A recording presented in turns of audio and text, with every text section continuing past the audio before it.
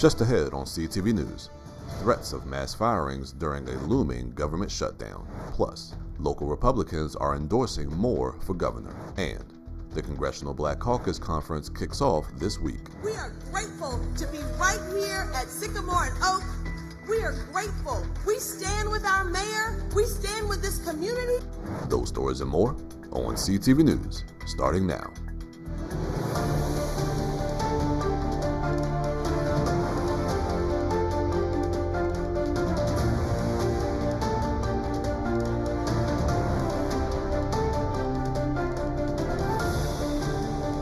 Good evening. This is CTV News for September 25th. I'm Jonathan Hunter. And I'm Anaya Falcon. Thanks so much for joining us.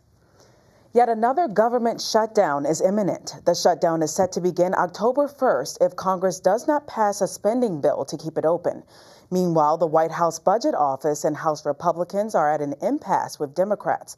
In a memo issued by the Budget Office, the administration is warning agencies to prepare for mass firings and to target programs that would lapse should a shutdown happen, a move that has been sharply criticized by House Democrats, like leader Chuck Schumer, who called the directive, quote, an attempt at intimidation. Congress has until midnight, September 30th, to avert the shutdown.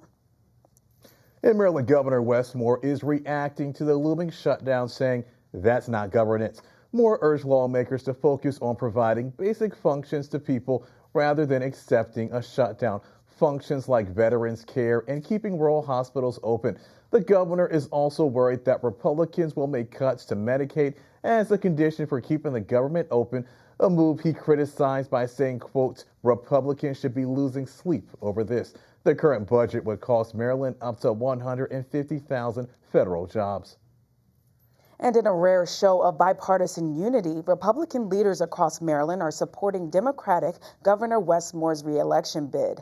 Local GOP officials say his hands-on approach has made a difference, from revitalizing small-town main streets to responding in times of crisis to funding critical infrastructure. Republican mayors from Rising Sun, Westernport, and Lonaconing joined former lawmakers and county leaders in praise, calling Moore a partner who puts communities first. With their backing, Moore says he's confident about building a Maryland that leaves no one behind as he seeks a second term. Maryland continues to shed federal jobs at the fastest rate in the country. According to the U.S. Bureau of Labor Statistics, federal jobs declined by 2,500. Maryland now has the lowest number of federal employees since 2020. The widespread job losses may impact the state's tax base and the private sector. Unemployment has also going up to 3.6%. To help deal with the fallout, and state and local governments have been hiring up to 14,000 former federal employees. And the 54th Annual Congressional Black Caucus is underway in Washington, D.C. At the opening ceremony, lawmakers talked about unity when coming to fight against President Donald Trump's agenda. This year, the caucus is being held at the Sycamore Oak and Cultural Center in Congress Heights. Nicole Austin Hillary, president of the caucus, talked about the importance of meeting in the community so they can show the constituents they care. And we talked about this and we said, we need to be with the community. We cannot, this is not business as usual. We have to show the country and the world that the Congressional Black Caucus, who are our nation's premier black leaders. These are the nation's premier black leaders. We need to show them that this leadership is standing with them and for them. The annual legislative conference wraps up on Sunday. And the former mayor of a small town in Prince George's who underwent serious health issues is releasing his memoir this fall. Sean Malden is the former mayor of Capitol Heights, whose mayor's office was temporarily abolished by the town council back in 2021. Malden was also diagnosed with kidney disease after contracting COVID-19 that same year. He now has a new kidney, thanks in part to a donor, and is doing much better. After all the ups and downs, he's finally sharing his story in his new book, Lessons in Leadership, Loyalty, and Loss: How I Survived Political Fire and Came Back Stronger. It talks about some of the good, the bad, and the ugly, and it kind of goes over what lessons did I learn? And what lessons can other people learn? In leadership, loyalty, and loss. I will say that one of the very huge lessons that I learned was that in any political or leadership role, it is necessary for a person to prioritize self-care and to safeguard their health. Malden's books comes out on October 25th, and if you want more details, you can visit the website on your screen. He will also be launching the Malden Academy Leadership Seed Grant to help other leaders and business owners reach their dreams. And Maryland is making progress on rebuilding the Key Bridge. The Maryland Transportation Authority says the test pile program is set to begin around September 27th. 6 test piles, each 8 feet in diameter and over 220 feet long, have arrived in Baltimore. Some of these may even become part of the permanent foundation for the new bridge. Over the next 6 to 8 weeks, 12 piles will be driven into the riverbed during daylight hours. And the hammering may sound like a large bell surrounding communities. Noise and vibration monitors are already in place to ensure construction stays within safe limits. And you're watching CTV News. I'm Anaya Falcon. And I'm Jonathan Hunter. Coming up, starting tomorrow night, you may see more police officers on the streets. We have all the details on the department's new initiative after the break. Stay with us. I wonder if you know that I want the best for you. I know you're going through a lot. I wonder if you know that the big homie needs help too. You can't just rebound from everything. I know you've been grinding. Let's go, let's go, let's go. But how long will you fight solo? I wonder if you know that we can get help. I wonder why we waited so long. I'm not wondering anymore. Love, your mind. Let's see how far we can go.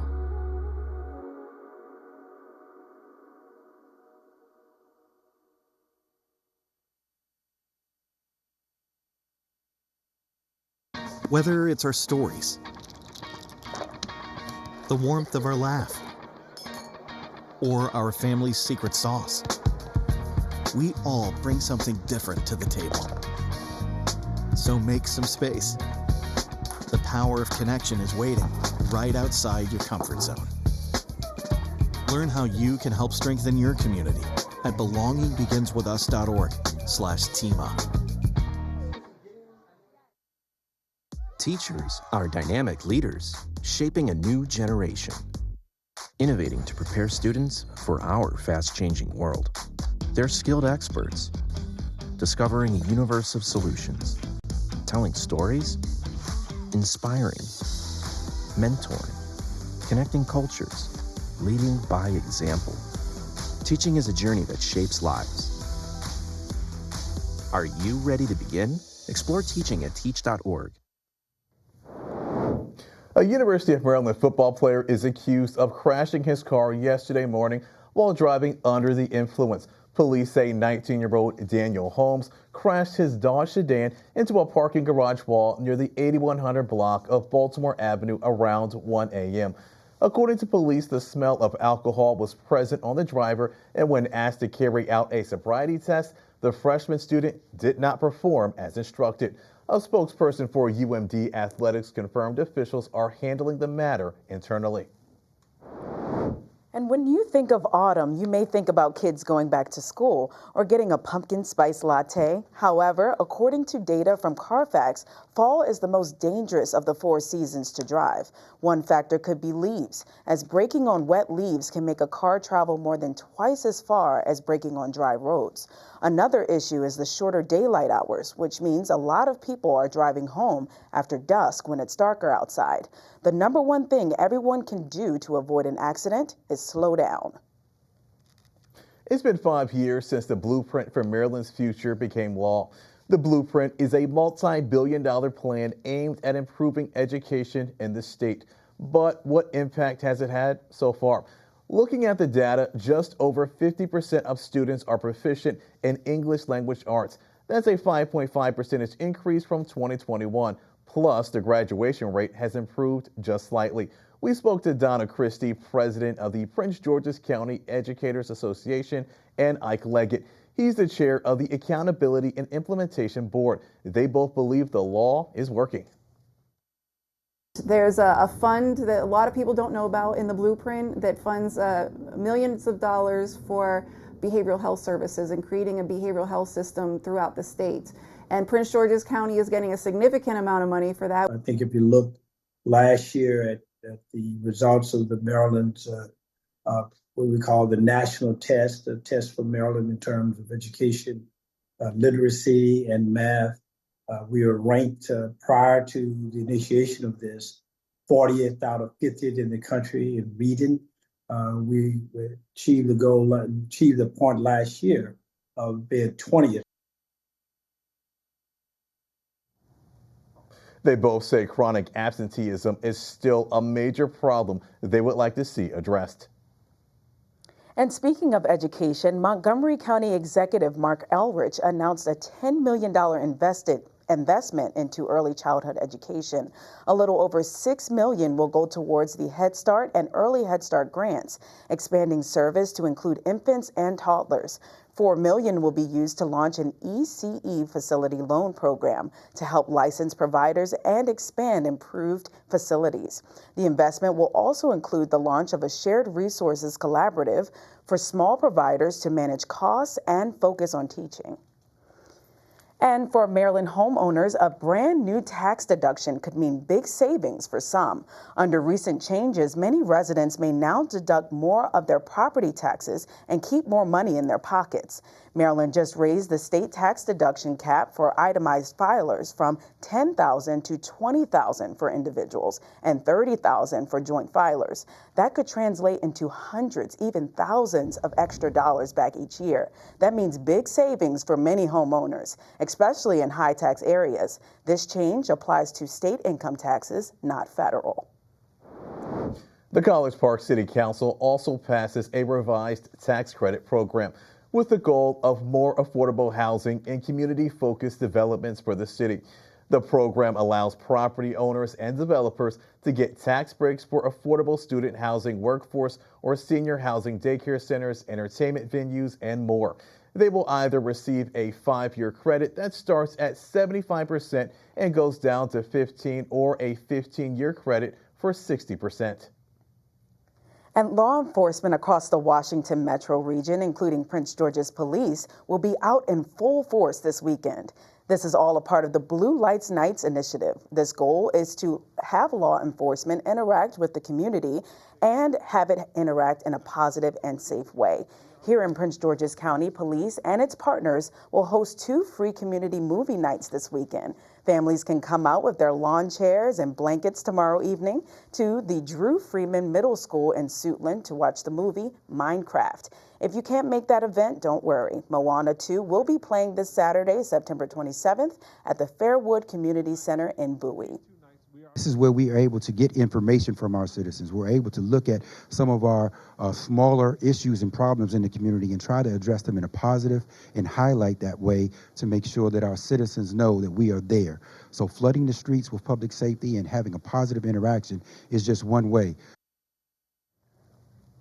And the free movie night in Suitland will begin at 7 p.m. while the Bowie event starts at 6 p.m. And still to come on CTV News, a new documentary takes a deep dive into the tragic story of the Colombian Harmony Cemetery. We speak with the makers of the film about its impact throughout the DMV. When we return, stay with us. Vision loss is not something that you feel until it happens. Most people lose their vision from diseases like macular degeneration and glaucoma. Not at birth. With macular degeneration, you lose your central vision. You have a blind spot right in the center of your face, so I can't actually see your face. So even that little circle in which I could see became a big blur. I was 65 when I first was diagnosed with glaucoma. There were no symptoms. I had no headaches. 3 million Americans have glaucoma, and half don't even know it. 11 million people in the United States have macular degeneration. You lose mobility, independence, changes your entire life. So many eye disorders can be treated if caught early. My husband tells me that I have beautiful brown eyes, and I don't want to lose that. Make a plan today to get your eyes checked. Visit brightfocus.org to learn more. Diversity is in our nature. It is in nature, too. Biodiversity. It connects us and sustains us. But nature's biodiversity is at risk more than ever before, and the future of all life is in our hands. So what will you do? Love it or lose it? It is so hot out today, but I'm about to get this hike in, and I just had to show you the view. Beautiful. Yo, you should come out here. We came outside to unwind. Oh, wow. Close the laptop. Transmission. We outside. Come find us.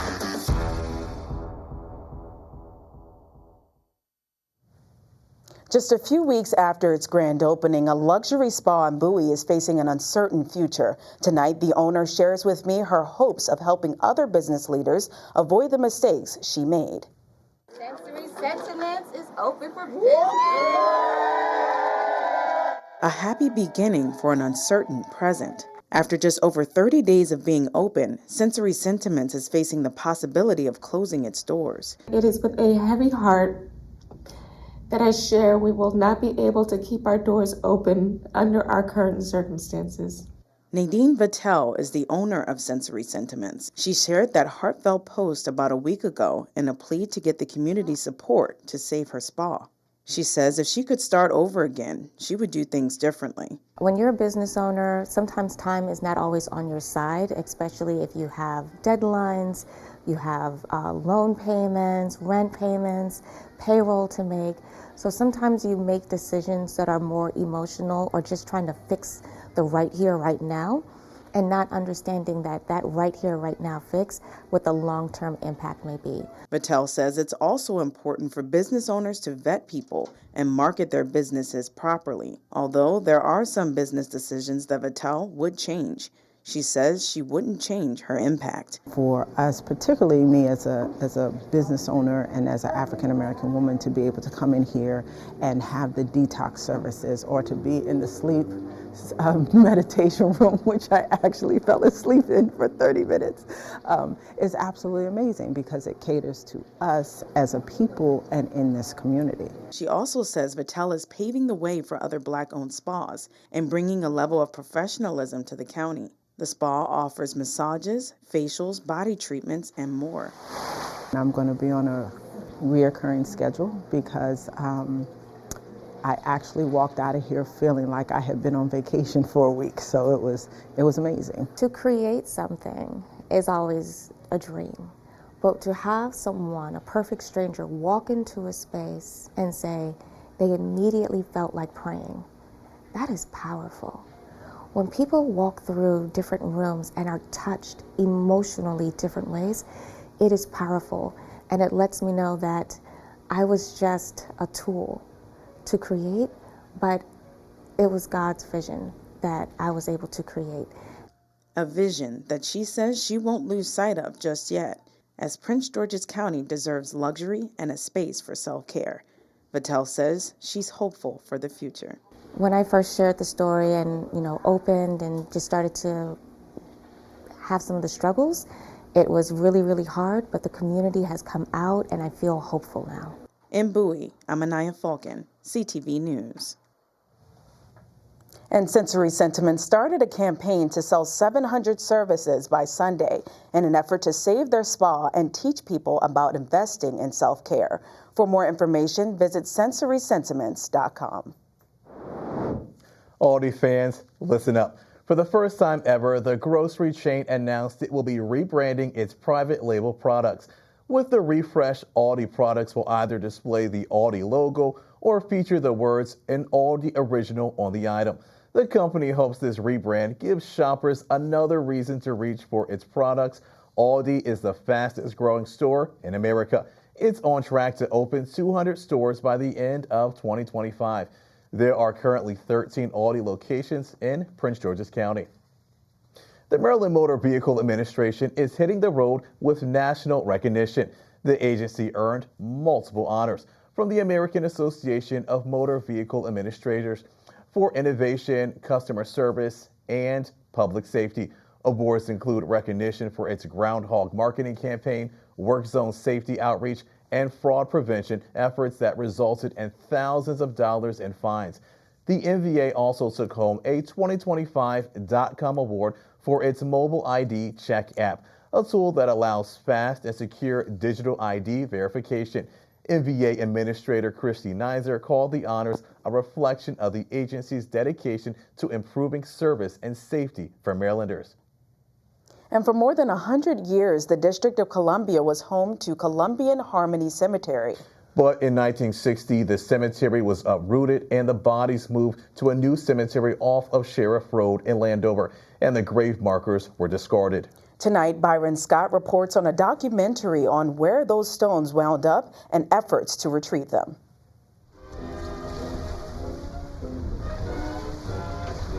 The film is called If These Stones Could Talk, the story of Columbian Harmony Cemetery.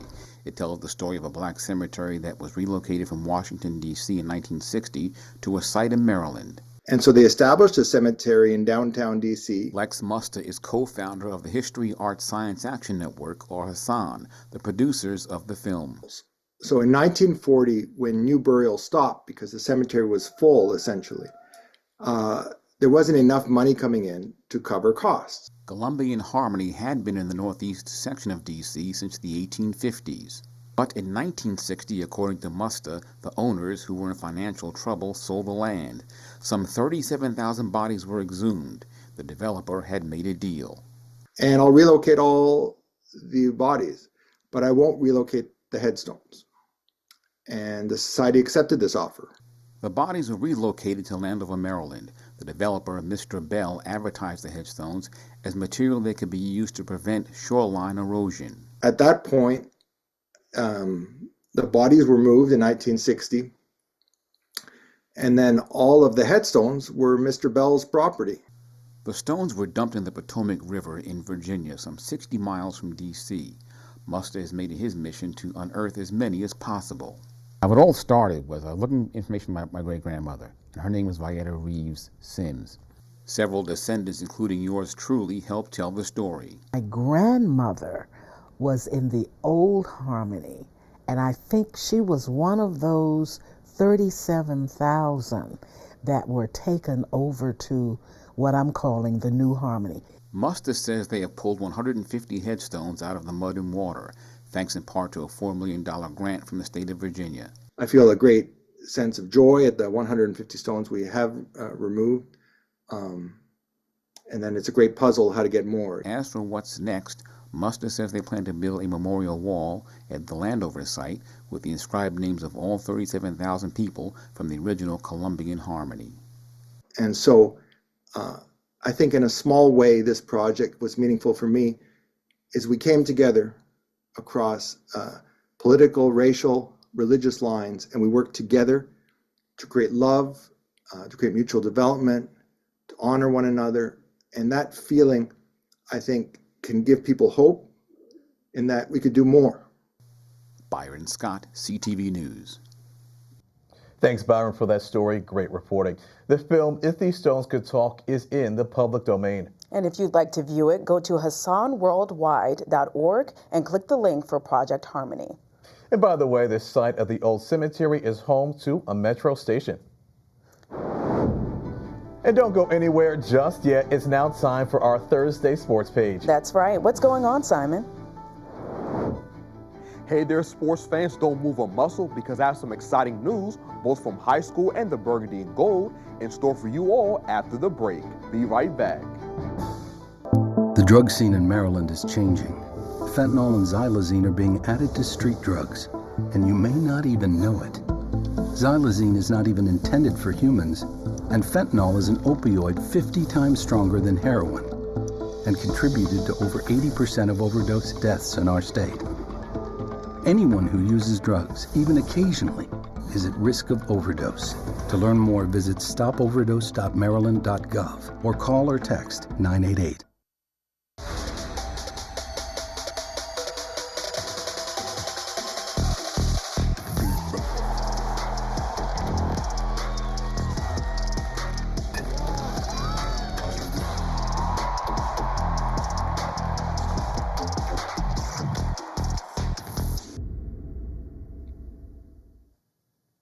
All right, everybody, it's time for the Thursday Sports Page. Now, if you didn't know, Prince George's County flag football teams are in the midst of their inaugural season. And I stopped by one school over in Landover last night to capture some gridiron action as the Fairmont Heights Lady Hornets look to get another win in their matchup against Largo. Now, both teams did go scoreless in the half, but they still made some nice plays, like this Lady Lion flying off the edge to pull the flag off during this run by Fairmont Heights, resulting in no gain. And this Lady Hornet breaking her defender's ankles on her way to having a huge run for her team. But towards the end of the second half, things began to get interesting. This pass completion by Fairmont Heights for a good gain, combined with a penalty by Largo, put the team in good field position. And not too long after, the Hornets leaned on the passing game again, and it paid off as they were able to score their first and only touchdown of the night.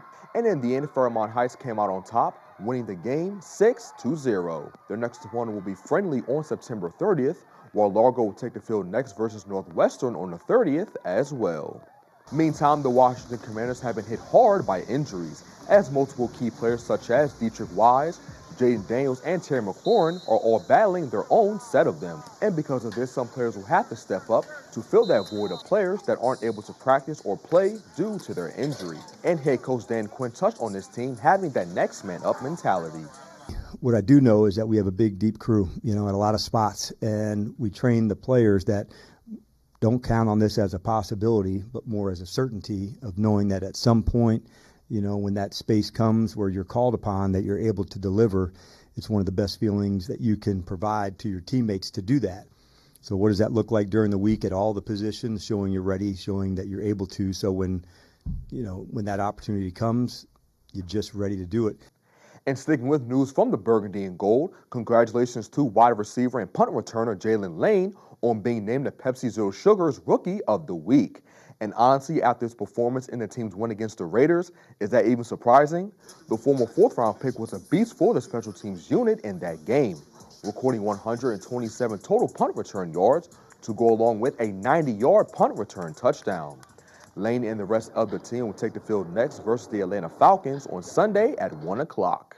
And that wraps up your Thursday Sports Page. Have a great night, everyone.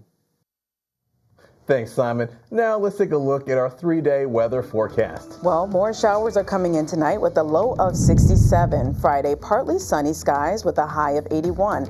And for the weekend, bring out your umbrellas because we have more rain on the way. That's right. Saturday, we're going to have a high of 76, and Sunday has a high of 73. And for our community calendar, if you didn't know it already, it's Hispanic Heritage Month. This Saturday is your chance to celebrate at the 5th Annual Latinas in Aviation Global Festival. You get to watch pilots fly in, enjoy community art, listen to bilingual story time, and so much more. It will all be taking place from 10 a.m. to 2 p.m. at the College Park Aviation Museum. For more information, you can call the number on your screen. And that wraps up CTV News for now. Thanks for joining us. We'll see you again tomorrow. Have a good night.